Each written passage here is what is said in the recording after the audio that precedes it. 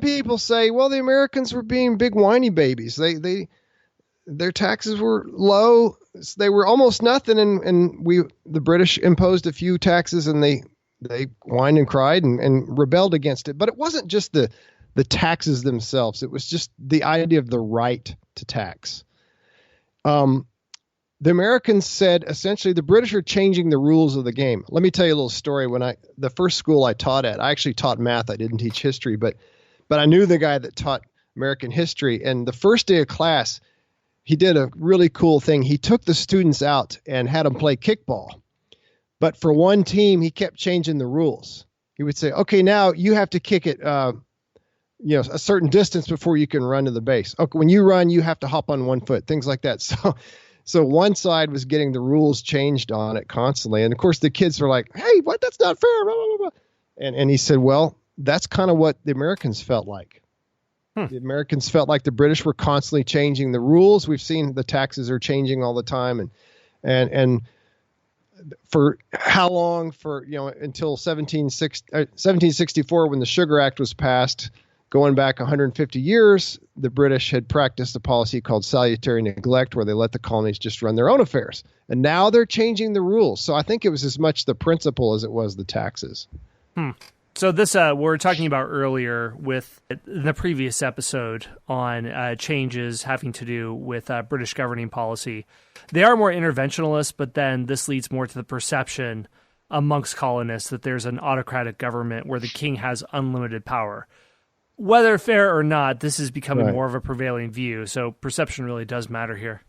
There were other Americans, too, that kind of held to this theory that George is a good guy. He's okay, but he's being led astray by corrupt ministers, his ministers, his cabinet people, and the parliament. They're the bad guys. And if George could just do whatever he wanted to do, everything would be great. That turned out to not be true. And Thomas Paine is going to blow that theory away in January of 1776 with Common Sense. But again, more on that later. It's just kind of funny, Scott, that so many Americans wanted to believe the best about King George. Like you said, he was very popular in Britain, and he was popular among a lot of Americans. They just couldn't believe George was going to crack the whip on them like he was doing. Mm-hmm. Yeah, he was called Farmer George because he was a simple man who had rustic interests and liked agriculture. Yeah, decent guy that he wouldn't try to force us to do things we don't want to do. But of course, that was completely wrong. But anyway, let's talk about one more thing. Let's go ahead and set up Thomas Gage. He's a very important figure in the Revolution, at least in 1774 and 75. So Thomas Gage, as I mentioned, becomes the military governor of Massachusetts. His job is to keep order, no more Boston Tea Parties, no more riots against British laws that result in people leaving the country and quitting their jobs and having their houses destroyed. So who is this man, Thomas Gage? The first commander-in-chief of British forces in the colonies. Well, he joined the British Army at the age of 20. He fought in the War of the Austrian Succession, which was quite a bit before this.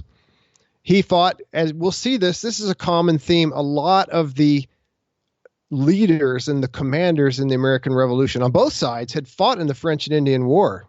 It's kind of like the Civil War. You remember that, Scott? We used to talk about how a lot of the generals north and south had fought on the same side for the U.S. in the Mexican-American War. Right. So it's a similar analogy here. Thomas Gage fought alongside George Washington in the Battle of Monongahela, which was a terrible British loss. But so these guys knew each other. Thomas Gage knew not Thomas Jefferson. He may have known Thomas Jefferson, but I don't think so. What I meant to say was Thomas Gage knew George Washington. Anyway, so he had fought in the French and Indian War, and he rose to the rank of brigadier general. He became the military governor of Montreal in 1760, and then the commander of all British forces in North America in 1763. He had held this position for 10 years, then returned to England. Of course, then he was brought back later. He had spent nearly 20 years in North America, so he knew the American people pretty well. He was a solid military officer, but not much of a diplomat and not much of a politician.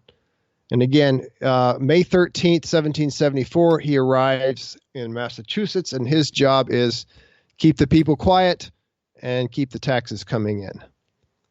And with that, I think we'll take a break. We'll call this episode, and we'll move on to see what Thomas Gage does in the next episode. You got anything else, Scott? I don't. We're going to see what happens. We're going to leave a cliffhanger to know if Britain manages to successfully negotiate peace in the colonies and they remain part of the empire forever, or if it breaks down. So you're going to have to tune into the next episode to see what happens. Yeah, we're not giving away any spoilers here. No, it could go either way, folks. Yeah, we don't know. There is a battle. It's all on Thomas Gage. Can he do the job? Right. I mean, and if you haven't read any books or talked to anyone in the last 240 years, we won't spoil it for you.